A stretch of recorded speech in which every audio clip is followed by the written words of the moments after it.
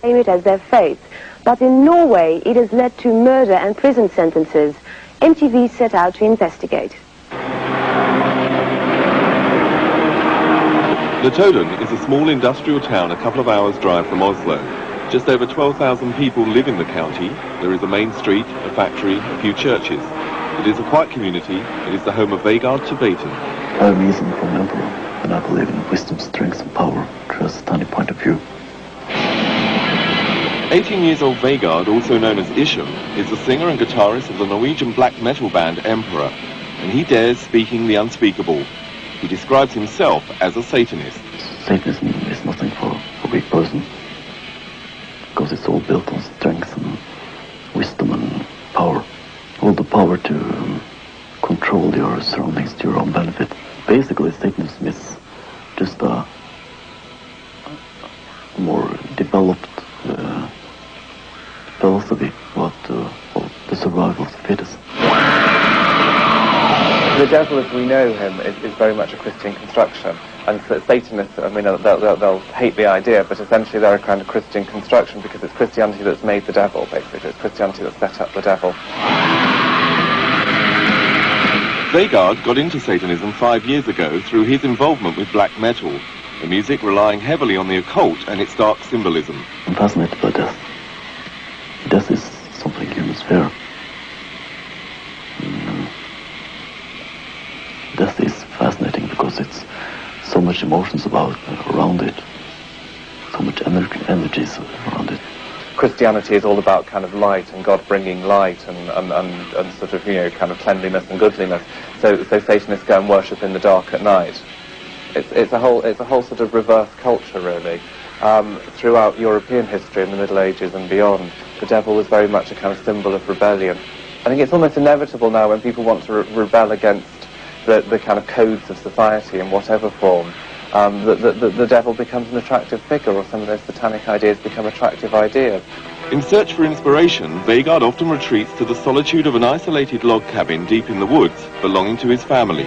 It's kind of meditation, because you open your mind to all the impulses you get from your surroundings. The sound from the waterfalls and the winds, the rains, the symbolic world around Satanism. It is dark. The wasteness, the emptiness, the silence. It is the dark forces. And also in this kind of old Norwegian woods, you could also kind of feel the pagan past. We don't want Christianity in Norway because it's a pagan country. We want the pagan spirit to live on in these northern wastelands. If you look at what constitutes what is said to constitute satanic worship in different areas around the world, you can pick up various kind of symbols that people use from pagan religions, inverted Christian symbols, folklorish stories, bits of literature, bits of popular legend. They're all mixed in there together, so each individual's satanic beliefs become a bit of a kind of personal pick and mix. This particular brand of Norwegian Satanism took an even more sinister turn back in 1992, when a series of arson attacks left 6 churches burnt to the ground. Varg Vikernes, also known as Count Grishnak, frontman for the black metal band Burzum, was then arrested in connection with the arsons and later released for lack of evidence. In August of the same year, Bard Ihsahn, the drummer for Vegard's band Emperor, killed a gay man in his hometown of Lillehammer.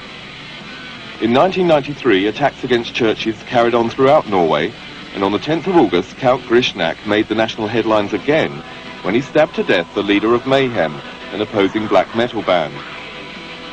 To this day, a total of 13 people have already been prosecuted for arson, and this year alone, 14 Norwegian churches were targets of attacks. Og jeg tror og mener at det ikke det at man kaller seg satanister går nok ikke så veldig dypt i de aller fleste av disse ungdommene. Det nok slik at man kanskje med i en bølge som har blitt skapt for et par år siden. Although Vegard claims not to be linked to any arson and has not been charged or prosecuted for any church burning offences, he clearly finds a symbolic value in these attacks. It's anti-Christian and also kind of anti-human. It's a very strong expression, and there's lots of strong energy around it. Hvis vi tenker menigheten som samles her, så det en kraftig reaksjon der, men han jo ganske klar over at det som menigheten sto for, altså den kristne tro, den jo ikke knust, den jo ikke knekket, snarere kanskje tvert imot. It's clear that Vegard's close circle of friends have taken their beliefs one step too far. Still, while rejecting direct action and violence, Vegard remains defiant and shares the extreme philosophies of his criminal colleagues. Human life, in general, is of no value. How can you have respect for something that is so weak? How far could I go? Would I kill for my beliefs? Well, it depends on the situation. Sognepresten her, min kollega, sa vel like etter kirkebrannen at de menneskene som eventuelt har gjort dette her, de ødelegger veldig mye for seg selv og deres egen framtid. Kirken kan bygges opp, og menigheten kan komme styrket ut, men han hadde vel mest tanke på de som da hadde gjort dette, og som hadde ødelagt veldig mye for sin egen framtid.